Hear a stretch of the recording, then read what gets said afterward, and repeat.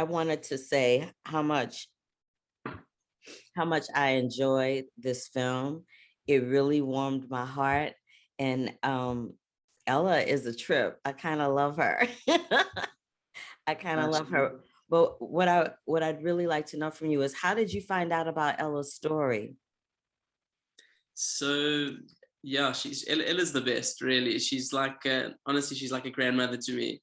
Um, but I was very privileged. I grew up in the same community as her, and I one Friday night I'll never forget. When I really met her for the first time, she stood up at the Friday night dinner table, and no one asked her to speak. She just she made us all listen, and she started telling these harrowing stories of surviving the Holocaust, and everyone around the table was sobbing. We didn't expect this just coming to a dinner, and then something really remarkable happened. It's almost like she flipped a switch, because she was dancing, she was singing, she was playing with the kids, and she was just the life of the party. And I looked at this woman and I thought, how has someone been through one of the darkest moments in history, but she's the light, and she was able to put a smile on all of our faces, and just light up the room. So I just knew from a young age, I need to follow this woman, I need to befriend her, I need to just be as much around her as possible. And that was the start of a beautiful, beautiful friendship. Jordy, women like that, because they have been through the worst chapter in their life, there's no place else to go but up, you know. Mm. And when, my mother is 82, and my mother lived through the Depression here in America, which was the darkest moment in her life. And my mother wakes up every day and is Susie Sunshine. She's so annoying. But I love the fact that my mother is so exuberant and filled with so much joy for life, even at this juncture in her age. You know what I mean? Because some people that are Ella's age or my mother's age, they got broken hips, they got broken this, they got all kinds of health issues. And my mom has health issues, but she's still rocking and rolling. So I thank you for sharing that with me. I also wanted to know, what was the most important lesson that you learned from meeting Ella and documenting her story? Wow, the amount that I've learned from her, it's almost indescribable. The impact she's had in my life is just incredible. But one thing that I've definitely learned from her is, I'm trying very hard to take little fragments of her zest for life and to implement it in my own life. And whenever my wife and I, whenever we, go through speed bumps in our life, or we're dealing with a difficult moment, we always look at one another and we say to one another, what would Ella do? What would she say in this situation?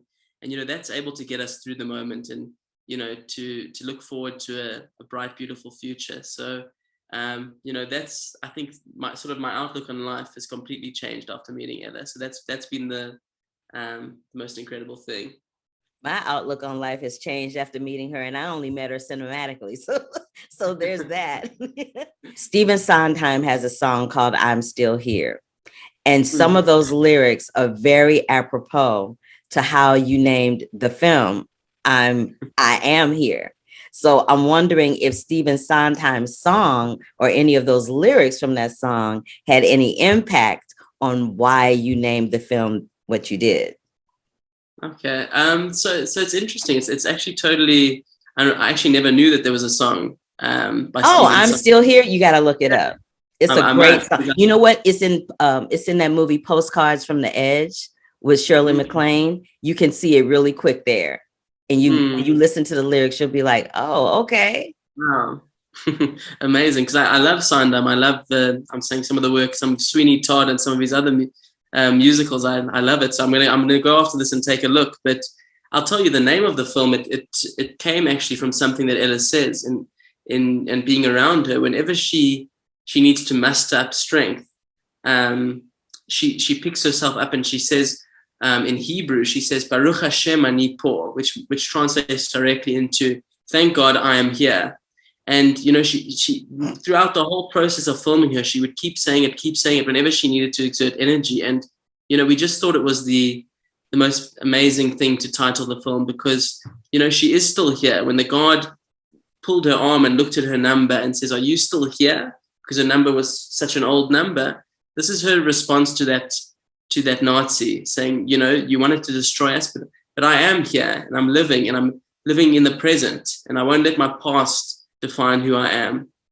One of the moments that sticks out in my brain, I'm glad that you brought that up. One of the moments that sticks out in my brain indelibly is that moment where you talk about how she got rid of the numbers on her arm and how she has that big gash in her arm. I'm like, I can't imagine what that must have taken to muster up the courage to do that. And then to look at that and then have that, instead of looking down and seeing those numbers, she still looks down and has some memory of that with that big gash in her arm. That struck me to my core. I was like, wow, it takes a certain kind of person and a certain type of tenacity, strength, and bravery to not only do that and be brave enough to do it, but to still look at it and be like, you know what, that was then and this is now.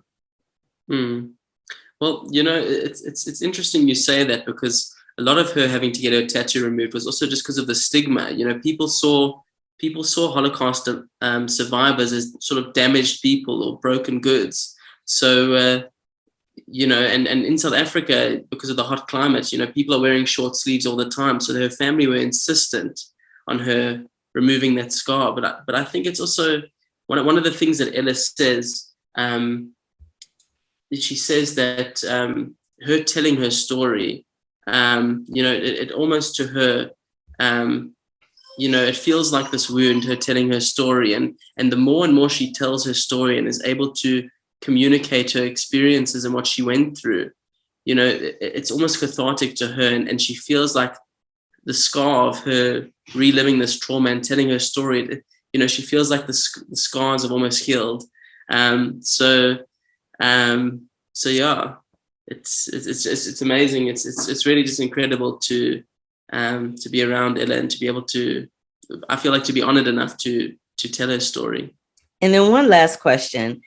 I love how you have that segment where you have those side-by-side pictures of her then and now. Did you have to coax her really hard to do that, or was she totally game? She was totally game. She has more energy than us. I'll tell you. A funny story, when we were filming the swimming segment in the film, we were very weary. It's a 98-year-old woman swimming in a body of water. So we were like, Ella, you're going to take it very slow. You're going to do one length, and you're going to stop. You're going to breathe. You're going to do another, and we'll take nice breaks. And she was like, no way, I'm not doing that. And she went and she did 10 lengths, and we were actually struggling to keep up with her. The camera like nearly fell into the water. That's how crazy it was. We were like being outswam by this 98-year-old woman. But that's how Ella is. You know, she has this remarkable energy, this boundless energy. And, you know, she was game for everything. She was suggesting things. We were, you know, it was amazing to work with her, because, you know, she would almost outshine us, you know, and whatever we wanted to do, she would say, no, let's do this, let's do more, let's do, you know, so it was just incredible to be around her.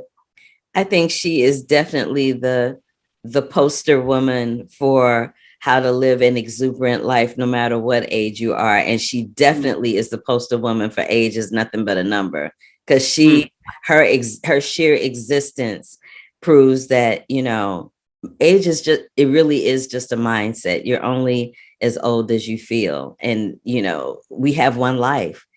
We have one life, and we got to make the best of it. There are no do-overs. There are no second chances.